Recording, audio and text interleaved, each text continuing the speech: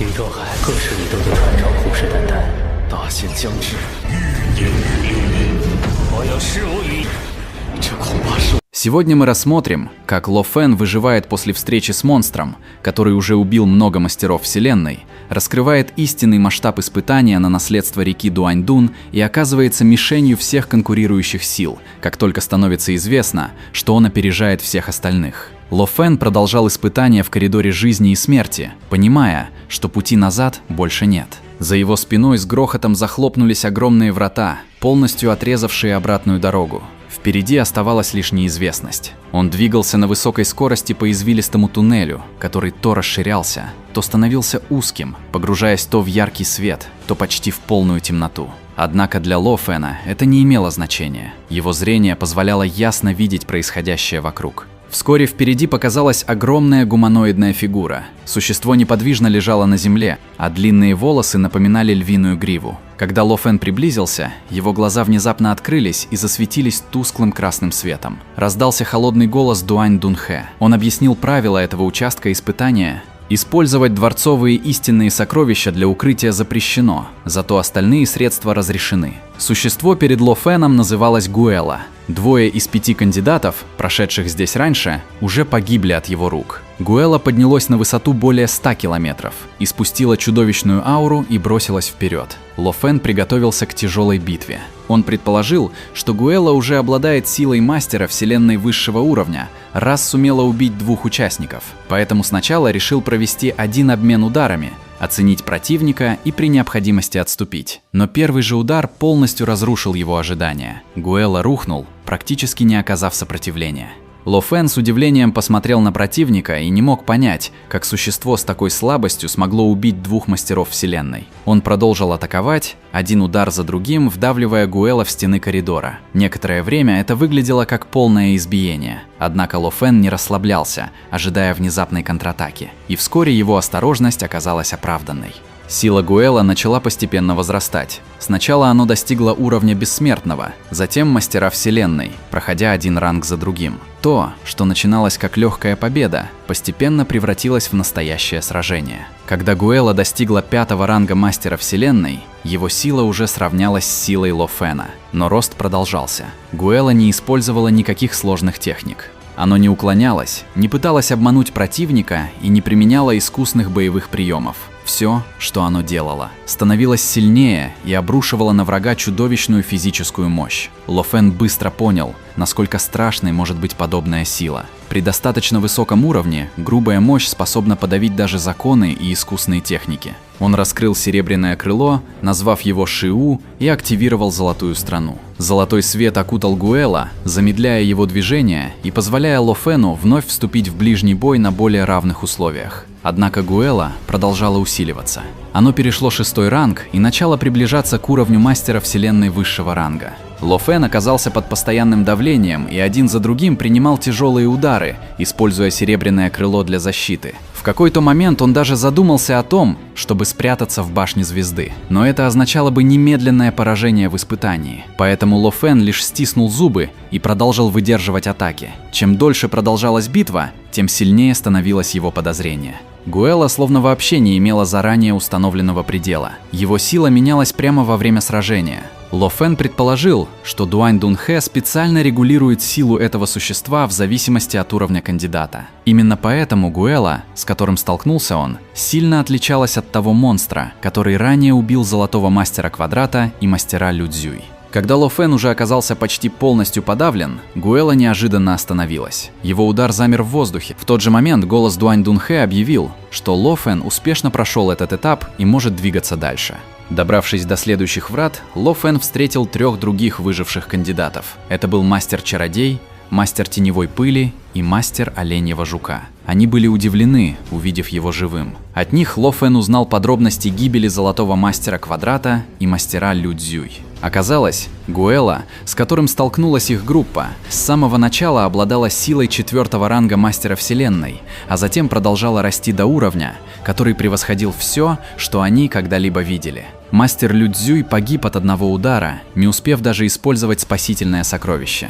Золотой мастер квадрата погиб вскоре после этого, поскольку в хаосе боя не смог правильно согласовать свои действия с остальными. Ло Фэн окончательно понял масштаб испытания. Его противник начал всего лишь с уровня продвинутого бессмертного, тогда как монстр, убивший двух других кандидатов, сразу обладал силой 4-го ранга. Испытание действительно подстраивало угрозу под каждого участника. Дуань Дунхэ вновь появился перед выжившими и сообщил, что это был лишь небольшой вступительный этап. Настоящее наследие находилось гораздо глубже. Вернувшись во внешний мир, Ло Фэн рассказал главе города первичного хаоса и создателю гигантского топора о произошедшем, передав им воспоминания и изображения сражения. Однако о способности Серебряного Крыла он намеренно умолчал, сохранив этот козырь в тайне. Оба мастера Вселенной прекрасно понимали, почему Ло Фэн способен рискнуть в этом испытании. Он пока оставался мастером Вселенной.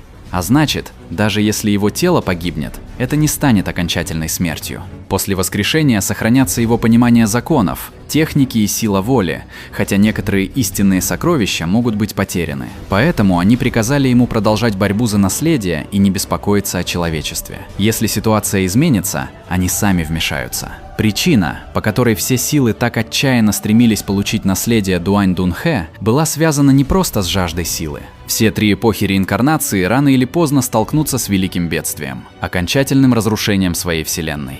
Единственный способ избежать этой участи заключался в прорыве в следующую эпоху реинкарнации. За всю историю лишь предки 2 священных земель смогли совершить подобный прорыв, и оба получили чрезвычайно могущественные наследия.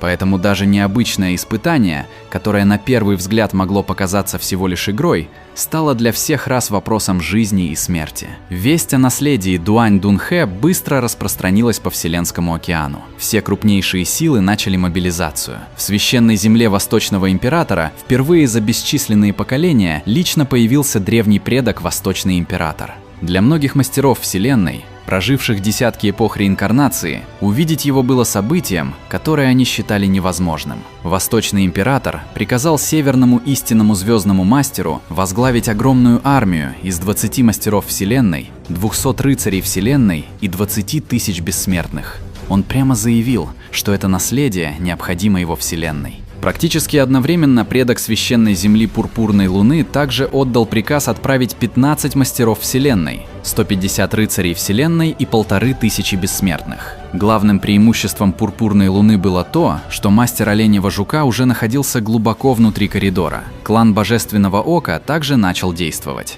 Первый истинный мастер сначала собирался отправиться лично, однако остальные убедили его остаться, поскольку его смерть могла поставить под угрозу весь клан. В результате второй, истинный бог и 7-й истинный бог повели вперед 20 мастеров Вселенной и 100 рыцарей Вселенной. Тем временем Ло Фэн, мастер Оленьего Жука, мастер Теневой Пыли и мастер Чародейки продолжали двигаться вглубь коридора. По обеим сторонам прохода тянулись каменные столбы. Слева находились 123 полностью завершенных трехмерных изображения. Справа же стояли более 10 тысяч поврежденных столбов, словно из каждого когда-то вырвали часть структуры. Наконец перед ними появился Дуань Дунхэ. Его выражение стало необычайно серьезным. Он объяснил истинное предназначение этого места. Перед ними находилась игра Носорога Императора. Древнейшая проверка понимания, созданная в цивилизации Дуань Дунхэ легендарным Носорогом Императором. В той цивилизации в нее играли все, от детей до сильнейших существ.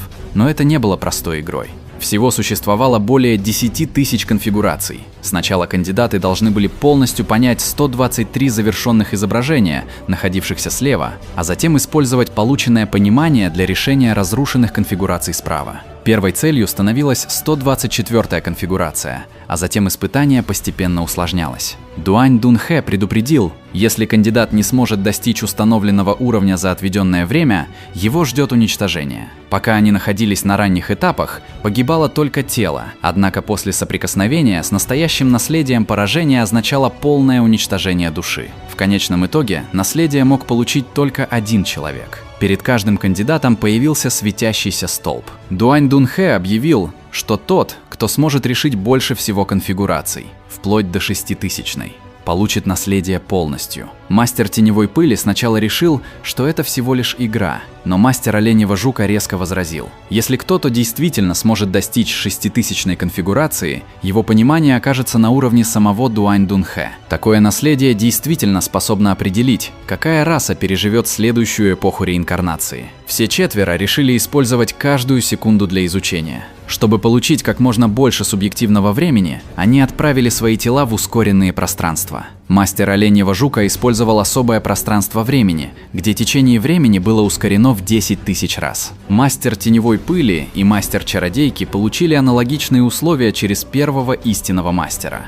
Ло Фэн начал практически с нуля. Сначала он вообще не понимал принцип работы игры. Но его опыт изучения трехмерных изображений на чернополосых каменных столбах неожиданно оказался огромным преимуществом. Спустя несколько лет субъективного времени он наконец вывел 9 основных правил. Ло Фэн понял, что игра Носорога Императора представляла собой невероятно сложную трехмерную структуру, где каждая конфигурация отличалась от предыдущих. Идеальное решение формировало замкнутый энергетический цикл, способный существовать без внешнего источника. После этого скорость его прогресса резко возросла. Тем временем мастер Теневой Пыли и мастер Чародейки также смогли разгадать основные правила и начали совместно совершенствовать свое понимание. Снаружи ситуация становилась все напряженнее. К лодке Мавзолея прибывали новые силы. Первыми пришли представители клана Небесных Часов во главе с мастером Теневых Часов.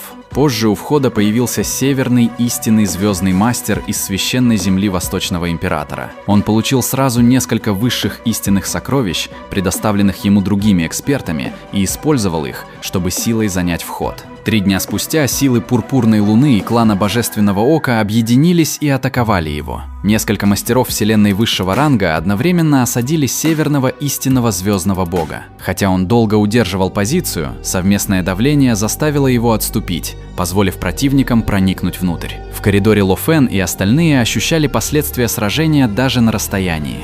А затем количество новых участников начало стремительно увеличиваться. В коридор стали проникать не только мастера Вселенной, но даже рыцари Вселенной и бессмертные. Это еще раз подтвердило догадку Ло Фэна, сила Гуэла действительно подстраивалась под каждого противника. Если более слабые участники теперь могли пройти испытания, у крупных сил больше не было причин сдерживать свои армии. Пока число кандидатов продолжало расти, Ло Фэн наконец сделал важнейший шаг. Примерно через месяц серьезного изучения он впервые успешно решил 124-ю конфигурацию. До этого ему потребовалось 2 неудачные попытки, однако после них структура окончательно сложилась в его сознании. Светящийся столб перед ним вспыхнул, подтверждая правильность решения. Ло Фэн стал первым кандидатом, достигшим 124-й конфигурации.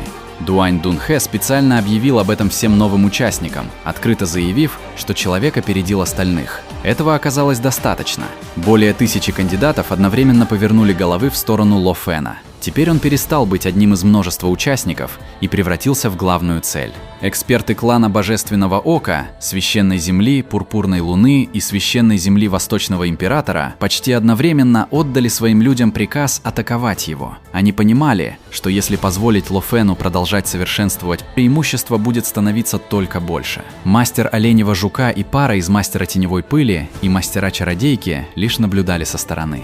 А Ло Фэн внезапно оказался окружен со всех направлений. Все силы Вселенского океана наконец поняли, что именно он стал главным соперником в этом испытании. И теперь, чтобы остановить его, против него собирались выступить сразу несколько враждующих сил. Но Ло Фэн уже сделал первый шаг к настоящему наследию Дуань Дунхэ. Спасибо за просмотр и всем пока.